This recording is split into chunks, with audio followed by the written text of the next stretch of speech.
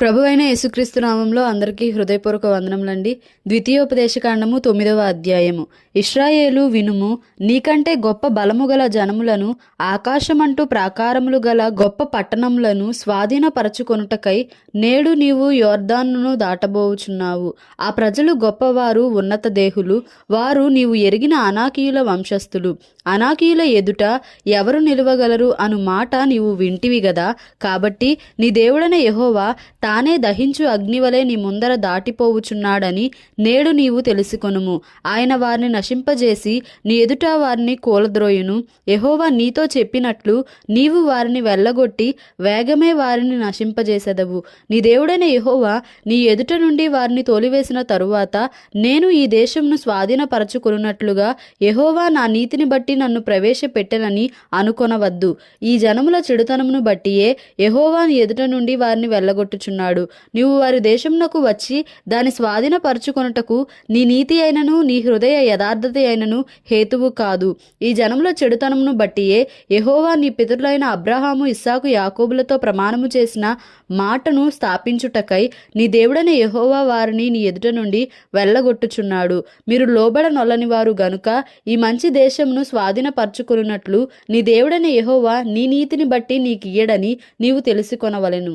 అరణ్యములో నీవు నీ దేవుడైన యెహోవాకు కోపము పుట్టించిన సంగతిని జ్ఞాపకము చేసుకొనుము, దాని మరువవద్దు. నీవు ఐగుప్తు దేశంలో నుండి బయలుదేరిన దినము మొదలుకొని ఈ స్థలమందు మీరు ప్రవేశించు వరకు మీరు యెహోవా మీద తిరుగుబాటు చేయుచునే వచ్చితిరి. హోరేబులో మీరు యెహోవాకు కోపము పుట్టించినప్పుడు యెహోవా మిమ్ము నశింపజేయునంత కోపము మీ మీద తెచ్చుకొనెను. ఆ రాతి పలకలు అనగా యెహోవా మీతో చేసిన నిబంధన సంబంధమైన పలకలను తీసుకొనుటకు నేను కొండెక్కినప్పుడు అన్నపానములు మాని ఆ కొండ మీద 40 పగళ్ళు 40 రాత్రులుంటిని. అప్పుడు దేవుని వ్రేలితో వ్రాయబడిన 2 రాతి పలకలను యెహోవా నాకు అప్పగించెను. మీరు కూడి వచ్చిన దినమున ఆ కొండ మీద అగ్ని మధ్య నుండి యెహోవా మీతో పలికిన వాక్యములన్నీ వాటి మీద ఉండెను. ఆ 40 పగళ్ళు 40 రాత్రులు గడిచినప్పుడు యెహోవా నిబంధన సంబంధమైన పలకలైన ఆ 2 రాతి పలకలను నాకు అప్పగించి, నీవు లేచి ఇక్కడ నుండి త్వరగా దిగుము. నీవు ఐగుప్తులో నుండి రప్పించిన నీ జనము చెడిపోయి నేను వారికి ఆజ్ఞాపించిన త్రోవలో నుండి త్వరగా తొలగి తమకు పోత బొమ్మను చేసుకొనిరని నాతో చెప్పెను. మరియు యెహోవా, నేను ఈ ప్రజలను చూచితిని, ఇదిగో వారు లోబడనొల్లని ప్రజలు. నాకు అడ్డము రాకుము. నేను వారిని నశింపజేసి వారి నామమును ఆకాశము క్రింద నుండకుండా తుడుపు పెట్టి నిన్ను వారికంటే బలముగల బహుజనముగా చేసేదనని నాతో చెప్పగా నేను తిరిగి ఆ కొండ దిగి వచ్చి తిని. కొండ అగ్నిచేత కాలుచుండెను. ఆ 2 నిబంధన పలకలు నా 2 చేతులలో ఉండెను. నేను చూచినప్పుడు మీరు మీ దేవుడైన యెహోవా దృష్టికి పాపము చేసి ఉంటిరి. పోత దూడను చేయించుకొని యెహోవా మీకు ఆజ్ఞాపించిన త్రోవ నుండి త్వరగా తొలగిపోయి ఉంటిరి. అప్పుడు నేను ఆ 2 పలకలను పట్టుకొని నా 2 చేతులలో నుండి మీ కనుల ఎదుట వాటిని క్రింద పడవేసి పగులగొట్టి, మీరు యెహోవా దృష్టికి ఆ చెడు నడత నడిచి చేసిన మీ సమస్త పాపముల వలన ఆయనకు కోపము పుట్టింపగా చూచి మునిపటి వలె అన్నపానములు మాని 40 పగళ్ళు 40 రాత్రులు నేను యెహోవా సన్నిధిని సాగిలపడితిని. ఏలయనగా మిమ్ము నశింపజేయవలనని కోపపడిన యెహోవా కోపోద్రేకమును చూచి భయపడితిని. ఆ కాలమందును యెహోవా నా మనవి ఆలకించెను. మరియు యెహోవా అహరోనును నశింపజేయుటకు అతని మీద బహుగా కోపపడగా నేను అహరోనుకై అప్పుడే బ్రతిమాలుకొంటిని. అప్పుడు మీరు చేసిన పాపమును అనగా ఆ దూడను నేను పట్టుకొని అగ్నితో దాన్ని కాల్చి నలుగగొట్టి అది ధూళి అగునంత మెత్తగా నూరి ఆ కొండ నుండి పారు ఏటిలో ఆ ధూళిని పారపోసితిని. మరియు మీరు తబేరాలోను మస్సాలోను కిబ్రోతు హత్తావాలోను యెహోవాకు కోపము పుట్టించితిరి. యెహోవా, మీరు వెళ్ళి నేను మీకిచ్చిన దేశంను స్వాధీనపరచుకొనుడని చెప్పి కాదేషు బర్నేయలో నుండి మిమ్ము పంపినప్పుడు మీరు మీ దేవుడైన యెహోవాను నమ్ముకొనక ఆయన నోటి మాటకు తిరుగబడితిరి. ఆయన మాటను వినలేదు. నేను మిమ్మును ఎరిగిన దినము మొదలుకొని మీరు యెహోవా మీద తిరుగుబాటు చేయుచున్నారు. కాగా నేను మునుపు సాగిల పడినట్లు యెహోవా సన్నిధిని 40 పగళ్ళు 40 రాత్రులు సాగిల పడితిని. యెహోవా మిమ్మును నశింపజేసేదనగా నేను యెహోవాను ప్రార్థించుచు ఇలాగు చెప్పితిని, ప్రభువా యెహోవా, నీవు నీ మహిమ వలన విమోచించి బాహుబలము వలన ఐగుప్తులో నుండి రప్పించిన నీ స్వాస్థ్యమైన జనమును నశింపజేయకుము. నీ సేవకులైన అబ్రహాము, ఇస్సాకు, యాకోబులను జ్ఞాపకము చేసుకొనుము. ఈ ప్రజల కాఠిన్యమునైనను వారి చెడుతనమునైనను వారి పాపమునైనను చూడకుము. ఏలయనగా నీవు ఏ దేశములో నుండి మమ్మను రప్పించితివో ఆ దేశస్థులు యెహోవా తాను వారితో చెప్పిన దేశంలోనికి వారిని చేర్చలేకపోవుట వలనను వారిని ద్వేషించుట వలనను అరణ్యంలో వారిని చంపుటకు వారిని రప్పించనని చెప్పుకొందురేమో. నీవు నీ అధిక బలము చేతను నీవు చాపిన నీ బాహువు చేతను రప్పించిన నీ స్వాస్థ్యమును నీ ప్రజలును వీరే. ద్వితీయోపదేశకాండము 10వ అధ్యాయము. ఆ కాలమందు యెహోవా, మునుపటి వాటి వంటి 2 రాతి పలకలను నీవు చెక్కుకొని కొండ ఎక్కి నా యొద్దకు రమ్ము, మరియు నీవు ఒక కర్ర మందసమును చేసుకొనవలెను. నీవు పగులగొట్టిన మొదటి పలకల మీదనున్న మాటలను నేను ఈ పలక మీద వ్రాసిన తరువాత నీవు ఆ మందసములో వాటిని ఉంచవలెనని నాతో చెప్పెను. కాబట్టి నేను తుమ్మకర్రతో ఒక మందసమును చేయించి మునుపటి వాటి వంటి 2 రాతి పలకలను చెక్కి ఆ 2 పలకలను చేత పట్టుకుని కొండ ఎక్కి తిని. ఆ సమాజ దినమున ఆ కొండ మీద అగ్ని మధ్య నుండి తాను మీతో పలికిన 10 ఆజ్ఞలను మునుపు వ్రాసినట్టు యెహోవా ఆ పలకల మీద వ్రాసెను. యెహోవా వాటిని నాకిచ్చిన తరువాత నేను తిరిగి కొండ దిగి వచ్చి నేను చేసిన మందసములో ఆ పలకలను ఉంచి తిని. యెహోవా నాకు ఆజ్ఞాపించినట్లు వాటిని దానిలో నుంచి తిని. ఇశ్రాయేలీలు యహకానీయులదైన బెయేరోతు నుండి బయలుదేరి మోసేరుకు వచ్చినప్పుడు అక్కడ అహరోను చనిపోయి పాతిపెట్టబడెను. అతని కుమారుడైన ఎలియాజరు అతనికి ప్రతిగా యాజకుడాయెను. అక్కడ నుండి వారు గుద్గోదకును, గుద్గోద నుండి నీటివాగులు గల దేశమైన యొత్బాతాకును ప్రయాణము చేసిరి. నేటి వరకు జరుగునట్లు యెహోవా నిబంధన మందసమును మోయుటకు, యెహోవా సన్నిధిని నిలుచుటకును, ఆయనను సేవించి ఆయన నామమును బట్టి దీవించుటకును లేవి గోత్రపు వారిని ఆ కాలమున యెహోవా ఏర్పరచుకొనెను. కాబట్టి తమ సహోదరులతో పాటు లేవీయులు స్వాస్థ్యమునైనను పొందలేదు. నీ దేవుడైన యెహోవా వారితో చెప్పినట్లు యెహోవాయే వారికి స్వాస్థ్యము. నేను మునుపటి వలె 40 పగళ్ళును 40 రాత్రులను కొండ మీద ఉండగా యెహోవా ఆ కాలమున నా మనవి ఆలకించి నిన్ను నశింపజేయుట మానివేసెను. మరియు యెహోవా నాతో ఇట్లనెను, ఈ ప్రజలు నేను వారికిచ్చేదనని వారి పితరులతో ప్రమాణము చేసిన దేశమున ప్రవేశించి స్వాధీనపరచుకొనున్నట్లు నీవు లేచి వారి ముందర సాగుమని చెప్పెను. కాబట్టి ఇశ్రాయేలు నీ దేవుడైన యెహోవాకు భయపడి ఆయన మార్గములన్నిటిలో నడుచుచు ఆయనను ప్రేమించి నీ దేవుడైన యెహోవాను నీ పూర్ణ మనస్సుతోనూ నీ పూర్ణ ఆత్మతోనూ సేవించి నీ మేలు కొరకు నేడు నేను నీకు ఆజ్ఞాపించు యెహోవా ఆజ్ఞలను కట్టడలను అనుసరించి నడుచుకొందునను మాట కాక నీ దేవుడైన యెహోవా నిన్ను మరి ఏమి అడుగుచున్నాడు? చూడుము, ఆకాశము మహాకాశము భూమియు అందున్నదంతయు నీ దేవుడైన యెహోవావే.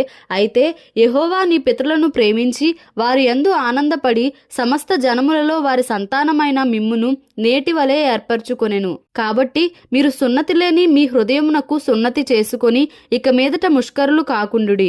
ఏలయనగా నీ దేవుడైన యెహోవా పరమదేవుడును పరమ ప్రభువునై ఉన్నాడు.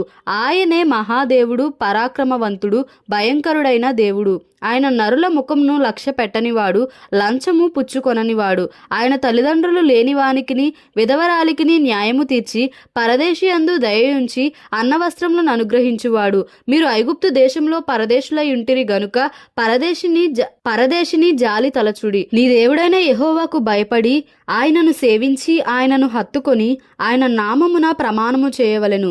ఆయనే నీకు కీర్తనీయుడు. నీవు కన్నులారా చూచుచుండగా భీకరమైన ఆ గొప్ప కార్యములను నీ కొరకు చేసిన నీ దేవుడు ఆయనే. నీ పితరులు 70 మంది అయి ఐగుప్తునకు వెళ్ళిరి. ఇప్పుడు నీ దేవుడైన యెహోవా ఆకాశ నక్షత్రముల వలె నిన్ను విస్తరింపజేసి ఉన్నాడు. ద్వితీయోపదేశకాండము 11వ అధ్యాయము. కాబట్టి నీవు నీ దేవుడైన యెహోవాను ప్రేమించి ఆయన విధించిన వాటిని అనుసరించి ఆయన కట్టడలను విధులను ఆజ్ఞలను ఎల్లప్పుడూ గైకొనవలెను. నీ దేవుడైన యెహోవా చేసిన శిక్షను, ఆయన మహిమను, ఆయన బాహుబలమును, ఆయన చాపిన చేతిని, ఐగుప్తులో ఐగుప్తు రాజైన ఫరోకును అతని సమస్త దేశమునకును ఆయన చేసిన సూచక క్రియలను కార్యములను, ఆయన ఐగుప్తు దండునకును దాని గుర్రములకును రథములకును చేసిన దానిని వారు మిమ్మును తరుముచుండగా ఆయన ఎర్ర సముద్ర జలమును వారి మీద ప్రవహింపజేసిన దానిని, యెహోవా నేటి వరకు వారిని నశింపజేసిన రీతిని, మీరు ఈ స్థలమునకు వచ్చు వరకు ఎడారిలో మీ కొరకు చేసిన దానిని, రూబేనీయుడైన ఏలియాబు కుమారులైన దాతాను అబీరాములకు చేసిన పనిని, భూమి నోరు తెరచి వారిని వారి ఇండ్లను గుడారములను వారి యొద్దనున్న సమస్త జీవరాశులను ఇశ్రాయేల్ అందరి మధ్యను మృంగివేసిన రీతిని చూడకయు ఎరుగకయు నున్న మీ కుమారులతో నేను మాట్లాడుట లేదని నేడు తెలుసుకొనుడి. యెహోవా చేసిన ఆ గొప్ప కార్యమంతయు మీ కన్నులే చూచినవి గదా. మీరు బలము కలిగి స్వాధీనపరచుకొనుటకై నది దాటి వెళ్ళుచున్న ఆ దేశమందు ప్రవేశించి దాని స్వాధీనపరచుకొనున్నట్లును యెహోవా వారికిని వారి సంతానమునకును దయచేసేదనని మీ పితరులతో ప్రమాణము చేసిన దేశమున, అనగా పాలుతెన్లు ప్రవహించు దేశమున మీరు దీర్ఘాయుష్మంతులగునట్లును నేను ఈ దినమున మీకు ఆజ్ఞాపించు ఆజ్ఞలన్నిటినీ మీరు గైకొనవలెను. మీరు స్వాధీనపరచుకొనబోవు దేశము మీరు బయలుదేరి వచ్చిన ఐగుప్తు దేశము వంటిది కాదు. అక్కడ నీవు విత్తనములు విత్తి కూర తోటకు నీరు కట్టినట్లు నీ కాళ్లతో నీ చేలకు నీరు కట్టితివి. మీరు నది దాటి స్వాధీనపరచుకొనుటకు వెళ్ళుచున్న దేశము కొండలు లోయలు గల దేశము. అది ఆకాశ వర్షజలము త్రాగును. అది నీ దేవుడైన యెహోవా లక్ష్యపెట్టు దేశము. నీ దేవుడైన యెహోవా కన్నులు సంవత్సరాది మొదలుకొని సంవత్సరాంతము వరకు ఎల్లప్పుడూ దాని మీద ఉండును. కాబట్టి మీ పూర్ణ హృదయముతోనూ మీ పూర్ణాత్మతోనూ మీ దేవుడైన యెహోవాను ప్రేమించి ఆయనను సేవింపవలెనని నేడు నేను మీకిచ్చు ఆజ్ఞలను మీరు జాగ్రత్తగా వినిన ఎడల మీ దేశమునకు వర్షము, అనగా తొలకరి వానను కడవరి వానను దాని దాని కాలమున కురిపించెదను. అందువలన నీవు నీ ధాన్యమును నీ ద్రాక్షారసమును నీ నూనెను కూర్చుకొందువు. మరియు నీవు తిని తృప్తి పొందునట్లు నీ పశువుల కొరకు నీ చేలయందు గడ్డి మొలిపించెదను. మీ హృదయము మాయలలో చిక్కి త్రోవ విడిచి ఇతర దేవతలను పూజించి వాటికి నమస్కరింపకుండా మీరు జాగ్రత్త పడుడి.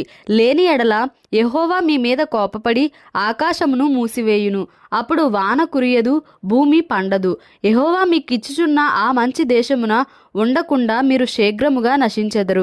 కాబట్టి మీరు ఈ నా మాటలను మీ హృదయములోను మీ మనస్సులోనూ ఉంచుకొని వాటిని మీ చేతుల మీద సూచనలుగా కట్టుకొనవలెను. అవి మీ కన్నుల నడుమ బాసికములుగా ఉండవలెను.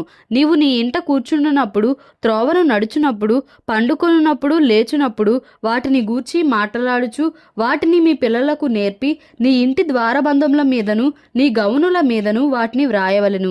అలాగు చేసిన ఎడల యెహోవా నీ పితరులకిచ్చేదనని ప్రమాణము చేసిన దేశమున మీ దినములను మీ సంతతి వారి దినములను భూమికి పైగా ఆకాశము నిలుచునంత కాలము విస్తరించును. మీరు మీ దేవుడైన యెహోవాను ప్రేమించి ఆయన మార్గములన్నిటిలోనూ నడుచుచు ఆయనను హత్తుకొని మీరు చేయవలనని నేను మీకు ఆజ్ఞాపించు ఈ ఆజ్ఞలన్నిటినీ అనుసరించి జాగ్రత్తగా నడుచుకొనవలెను. అప్పుడు యెహోవా మీ ఎదుట నుండి ఈ సమస్త జనములను వెళ్ళగొట్టును. మీరు మీకంటే బలిష్ఠులైన గొప్ప జనముల దేశములను స్వాధీనపరచుకొందురు. మీరు అడుగుపెట్టు ప్రతి స్థలము మీది అగును. అరణ్యము మొదలుకొని లెబానోను వరకును, యూఫ్రటీసు నది మొదలుకొని పడమటి సముద్రము వరకును మీ సరిహద్దు వ్యాపించును. ఏ మనుష్యుడును మీ ఎదుట నిలువడు. తాను మీతో చెప్పినట్లు మీ దేవుడైన యెహోవా మీరు అడుగుపెట్టు దేశమంతటి మీద మీ బెదురు మీ భయము పుట్టించును. చూడుడి, నేడు నేను మీ ఎదుట దీవెనను శాపమును పెట్టుచున్నాను. నేడు నేను మీకు ఆజ్ఞాపించు మీ దేవుడైన యెహోవా ఆజ్ఞలను మీరు వినిన ఎడల దీవెనయు, మీరు మీ దేవుడైన యెహోవా ఆజ్ఞలను వినక నేడు నేను మీకు ఆజ్ఞాపించు మార్గమును విడిచి మీరెరుగని ఇతర దేవతలను అనుసరించిన ఎడల శాపమును మీకు కలుగును. కాబట్టి నీవు స్వాధీనపరచుకొనబోవు దేశమున నీ దేవుడైన యెహోవా నిన్ను చేర్చిన తరువాత గెరిజీమను కొండ మీద ఆ దీవెన వచనమును, ఏబాలు కొండ మీద ఆ శాపవచనమును ప్రకటింపవలెను. అవి యోర్దాను అవతల సూర్యుడు అస్తమించు మార్గము వెనుక మోరేలోని సింధూర వృక్షములకు దాపున గిల్గాలునకు ఎదురుగానున్న అరాబాలో నివసించు కనానీల దేశమందున్నవి గదా. మీరు చేరి మీ దేవుడైన యెహోవా మీకు ఇచ్చుచున్న దేశమును స్వాధీనపరచుకొనుటకు ఈ యోర్దానును దాటబోవుచున్నారు. మీరు దాని స్వాధీనపరచుకొని దానిలో నివసించెదరు. అప్పుడు నేను మీకు నియమించుచున్న కట్టడలన్నిటినీ విధులన్నిటినీ మీరు అనుసరించి గైకొనవలెను.